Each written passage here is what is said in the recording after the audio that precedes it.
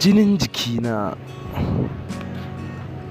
Shahararren mawaƙin na wanda ya fice a masana'antar Kannywood wato Sani Ahmad ya sakar muku da wata sabuwar waƙa saucewa lakabi da jinin jikina.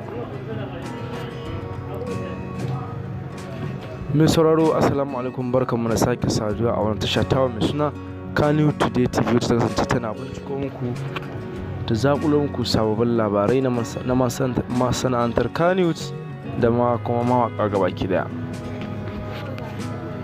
Sani Ahmad ya sake sakar muku da wata waƙa saucewa lakabi da jinin jikina. Sani Ahmad ya kasance mawaƙi ne wanda ya kasance ya iya fitar da waƙar soyayya da kuma yin lakabi.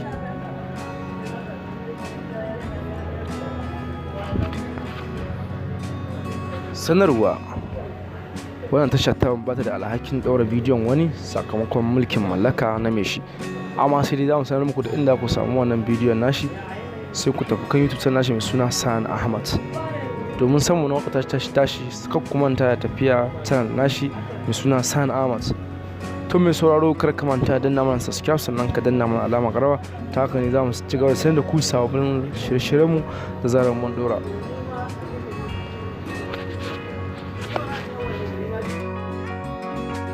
Ku ci gaba da kasancewa tashar Kannywood Today TV, wata kasance tana farauto muku sababbin labarai na masana'antar Kannywood.